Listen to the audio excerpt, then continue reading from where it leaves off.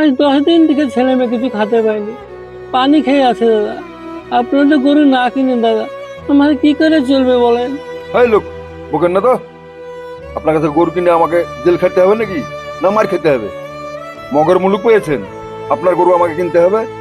ছাগল দিব, উট দিব, ভেড়া দেব কুরবানি, গরুর থেকে কম দাম, বাঁচিয়ে গেলাম। ঠিক আছে? পেট ভুটভাট করবে না, শরীরে ব্যথা হবে না, পায়ে পাত হবে না। কুরবানি এবার আপনারা গরু দিব না, গরু কিনবো না। যে আপনি যে গরু না নেন দাদা, তাহলে আমাকে আত্মহত্যা করা ছাড়া কোনো উপায় নেই দাদা।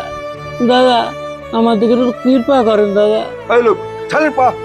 আপনাকে বললাম না যে এবার আমরা গরু কুরবানি দেবো না, ছাগল কুরবানি দেবো? তাও কেন আমার পাকে গেটা মেটা গেট হচ্ছে? আপনার বলে গোমাতা হয়, গোমাতাকে নিয়ে গিয়ে সুন্দর ঘরের মধ্যে পূজা করেন গা। আর যে আইন দিয়েছে তার ঘরে নিয়ে গিয়ে বানিয়ে দিয়েছেন গা। আমাদের দরকার নাই। তারপরে 14 বছর পুষেন গা, ঘর বাড়ি ভিটিয়ে মাটি সব বেঁচে গরুকে খাওয়ান গা। আমাদের দরকার নাই দাদা গরু কিনার। হাই ভগবান, আমি একটা গরু বেচতে পারলাম না, তো আমি কালকে কিস্তি কি করে দেবো ভগবান? আমার ছেলে মেয়ের মুখে কি করে খাবার তুলে দেবো? হে ভগবান, আমি একটা গরু বেচতে পারলাম না, কত কাকতে মিনতি করলাম ভগবান, তো আমি একটা গরু বেচতে পারলাম না। আমি সামান্য 2,000 টাকা চেয়েছি, তা আমার গরু নিল না ভগবান। আমি কি করে আমার ছেলে মেয়ের মুখে খাবার তুলে দেব? আমার মরা ছাড়া কোনো উপায় নাই ভগবান।